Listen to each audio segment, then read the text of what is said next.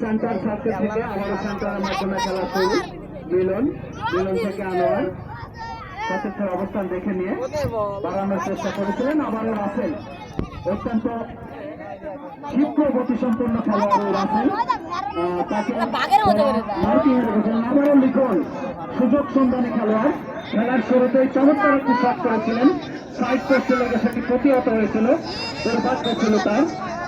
ইয়াকুব আবারও গোল কিক করেছেন মিলন, বাড়িয়েছেন সতীর্থ জিয়ার উদ্দেশ্যে। গতিটা ছিল অনেক বেশি, সেক্ষেত্রে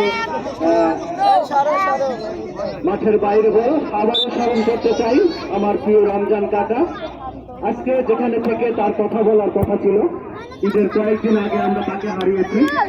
তাকে স্মৃতিতে ধরে রাখবার জন্য, আলোককে স্মৃতিতে ধরে রাখবার জন্য একসময় গত ঈদে লিজেন্ডের খেলায় যে দিগ্বাজি দিয়েছিলেন আমার হেলাল চাচা, এখনো মনে করে বলতে বলতে একটি শট হয়েছিল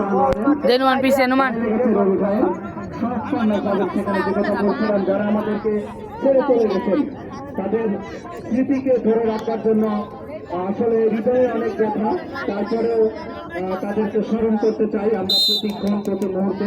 তাদের চলে যাওয়াটা আসলে কোনোভাবেই মেনে নেওয়া নয়, তারপরেও বিধাতার নিয়ম, দুনিয়াতে জন্ম নিলে একদিন মৃত্যুর স্বাদ গ্রহণ করতেই হবে।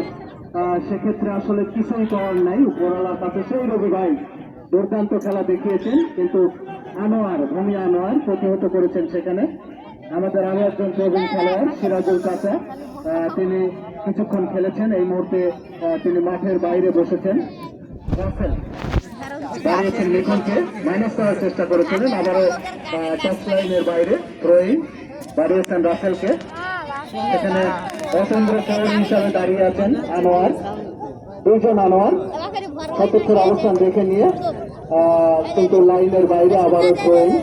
লিখন বাড়িয়েছিলেন মিলনকে, দিয়েছেন জিয়ার উদ্দেশ্যে মাঝমাঠ বরাবর। মাঝমাঠ থেকে আক্রমণে যাওয়ার চেষ্টা, সুন্দর একটি আক্রমণ হয়েছিল, রাখতে পারেনি ইয়াকুব।